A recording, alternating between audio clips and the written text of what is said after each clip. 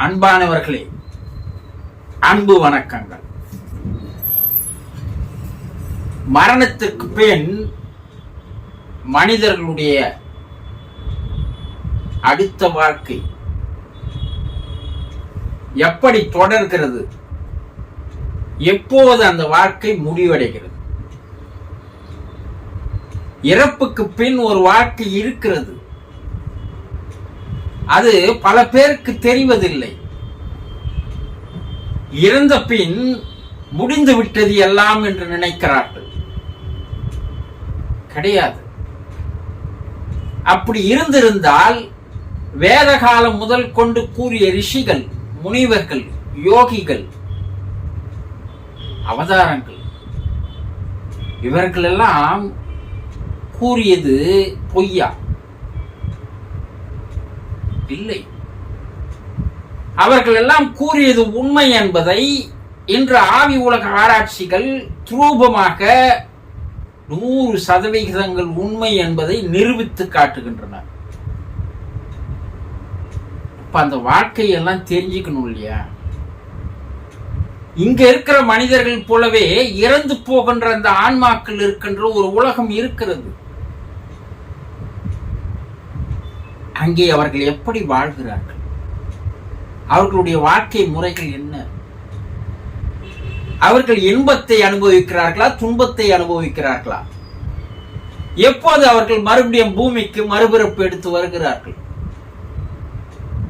இதையெல்லாம் தெளிவாக தெரிந்து கொள்வதற்கு பெயர்தான் ஆத்ம ஞானம். இதையெல்லாம் நீங்கள் தெரிந்து கொள்ள வேண்டியது அவசியம். இது மனிதன் கற்றுக்கொள்ள வேண்டிய ஒரு கல்வி, மெய் ஞான கல்வி, மெய் அறிவு கல்வி, மெய் உணர்வு கல்வி. நீங்கள் எந்த கல்வி கற்றுக்கொண்டாலும் அது உங்களோட கூட வராது. ஆனால் இந்த கல்வி உங்களோட கூடவே வருகிறது. உங்களை அங்க சந்தோஷமாக வாழ வைக்கிறது. மறுபடியும் பிறப்பு வரும்போது ஒரு உயர்ந்த பிறப்பை இந்த கல்வி தருகிறது. மனிதன் கற்க வேண்டிய மிக முக்கியமான கல்வி, அத்தியாவசியமான கல்வி, அவசியமான கல்வி. இதை எப்போது ஒரு மனிதன் கற்கிறானோ அப்போதுதான் அவன் பிறப்பினுடைய முழுமை பெறுகிறது. இதையெல்லாம் நீங்கள் தெரிந்து கொள்ள வேண்டும் என்ற ஆர்வம் இருந்தால், அக்கறை இருந்தால், ஈடுபாடு இருந்தால் முதலில் இந்த சேனலை சப்ஸ்கிரைப் செய்து வைத்துக் கொள்ளுங்கள். தொடர்ந்து என்னோடு பயணம் செய்யுங்கள். பல்வேறு ரகசியங்களை, பல்வேறு மர்மங்களை, பல்வேறு அதிசயங்களை, பல்வேறு ஆச்சரியங்களை நீங்கள் தெரிந்து கொள்ளலாம். இன்று நாம் என்ன பார்க்க போகிறோம் என்றால், இறந்தவருடைய ஆன்மா அமாவாசை நாட்களில் நம்மிடம் வருகிறதா என்று ஒரு அன்பர் கேள்வி கேட்டிருக்கிறார். இறந்துட்டாங்க, முடிஞ்சு போச்சு, சாப்டர் க்ளோஸ், இதுக்கப்பால எது வரும் என்று கேட்கின்ற அறிவிலிகள் இருக்கிறார்கள். இதில் எல்லாம் சில ரகசியங்கள், மர்மங்கள் இருக்கிறது. நாம் தெரிந்து கொள்வதில்லை, தெரிந்து கொள்வதில் ஆர்வமே இல்லை. வாழ்க்கையினுடைய ஒரு பக்கத்தை மட்டுமே பார்ப்பவர்களுக்கு வாழ்க்கை கப்பால் நடக்கின்ற மறுபக்கத்தை பார்ப்பதற்கு அறிவில்லை. கருட புராணம் என்ற ஒரு புராண நூல், அது அற்புதமாக பல விஷயங்களை கூறுகிறது. அப்படி ஒரு நூல் இருக்குதான்னு பல பேருக்கு தெரியாது. நம்முடைய முன்னோர்கள் எல்லாம் தெளிவாக எழுதி வைத்து சென்றிருக்கிறார்கள். முன்னோர்கள் எல்லாம் அறிவிலிகள் அல்ல, ஞானத்தின் உச்சத்திற்கு சென்றவர்கள். அதில் என்ன கூறுகிறார்கள் என்றால், அமாவாசை அன்று அங்கே இருக்கின்ற ஆன்மா உங்கள் வீடு தேடி வருகிறது. இறைவன் அந்த ஒரு நாள் உங்களுடைய குடும்பத்தில் இருப்பவர்களை நீங்கள் பார்த்து வருவதற்கு அனுமதி தருகிறேன், சென்று வாருங்கள் என்று இறைவன் தருவதாகவும் அந்த ஆன்மா அந்த ஒரு நாள் வந்து செல்வதாகவும் எல்லா புராணங்களும் கூறுகின்றன. ஏன் வராங்க? நம்முடைய முன்னோர்கள் சில சடங்கு முறைகளை, செய்முறைகளை, கிரியைகளை வகுத்து வைத்து சென்றிருக்கிறார்கள்.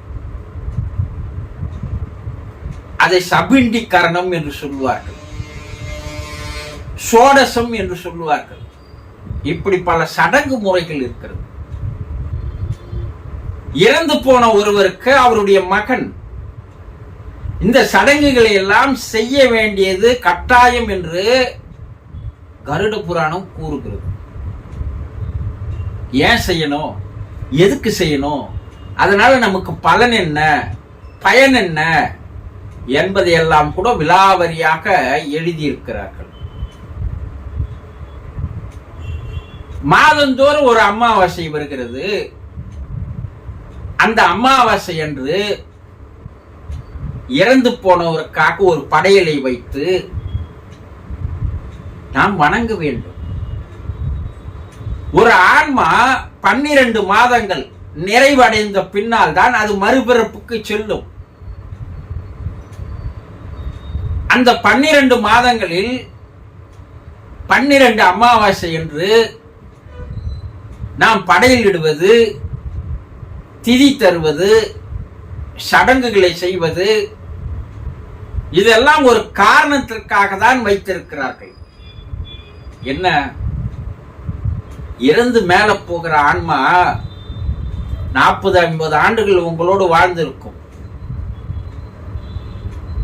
அது உங்கள் மீது அன்பு பாராட்டி இருக்கும். உங்களுடைய வாழ்க்கையில ஒரு அக்கறையை எடுத்துக் கொண்டிருக்கும். உங்களை அரவணைத்திருக்கும். உங்களுடைய வாழ்விற்கு எது எது தேவையோ அதையெல்லாம் தேடி உங்களுக்கு தந்திருக்கும். இன்று நீங்கள் நிம்மதியாக வாழ்வதற்கு, ஓரளவு வசதியாக வாழ்வதற்கு காரணம் உங்களுடைய பெற்றோர்கள் தான், இல்லையா? அப்ப அந்த பெற்றோர்கள் இறந்து மேலே போனால் இன்றைய வாழ்க்கையை யார் தந்தது என்று ஒவ்வொரு மகனும் நினைத்து பார்க்க வேண்டும் என்பதற்காக தான் இந்த சடங்கு முறைகள். இந்த சடங்கில் இருக்கின்ற உண்மையான கருத்துக்கள், விஷயங்கள்.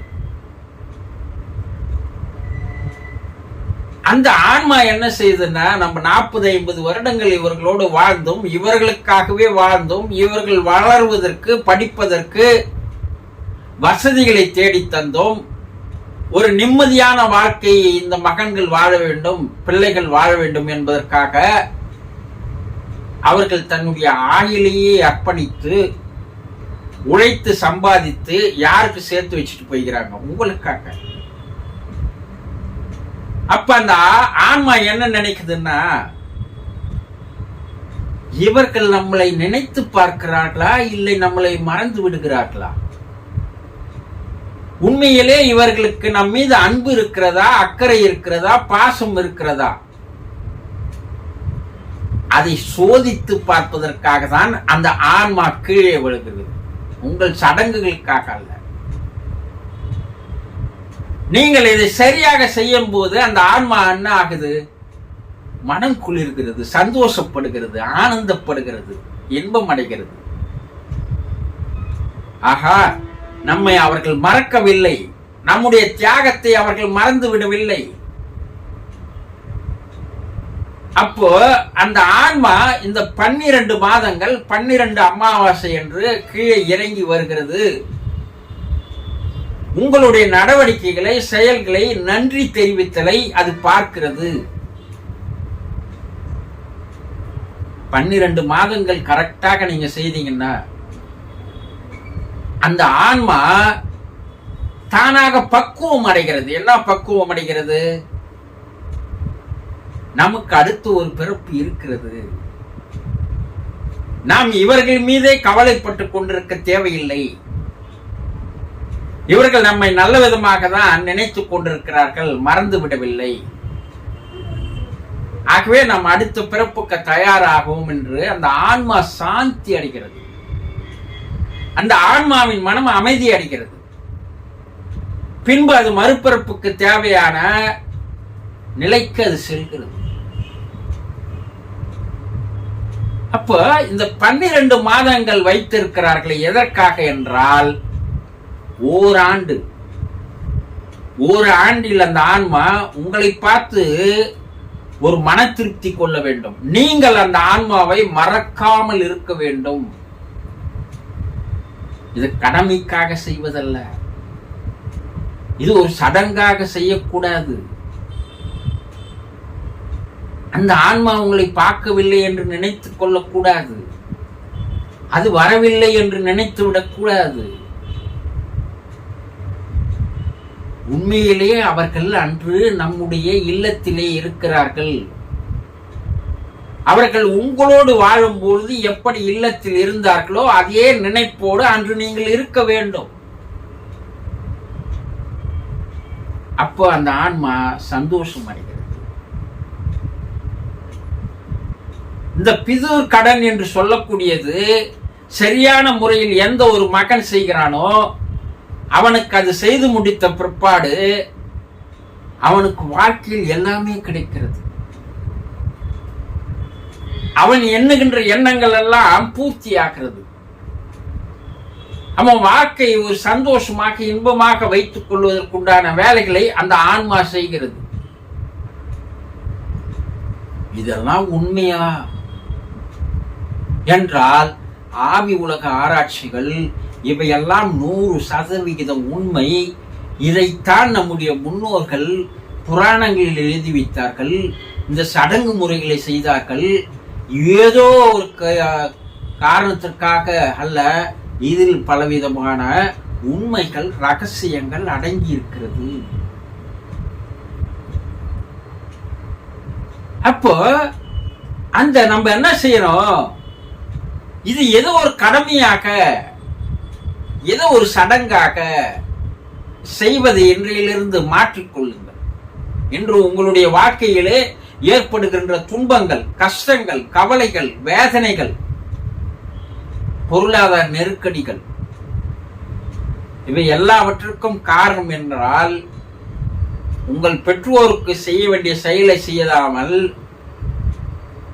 நன்றியை அவர்களுக்கு தெரிவிக்காமல் நீங்கள் செய்வதால் அவர்களுடைய மனம் வேதனை அடைகிறது, கவலை கொள்கிறது. அவர்களுடைய மன வேதனை அலைகள் தான் உங்களை பாதிக்க செய்கிறது.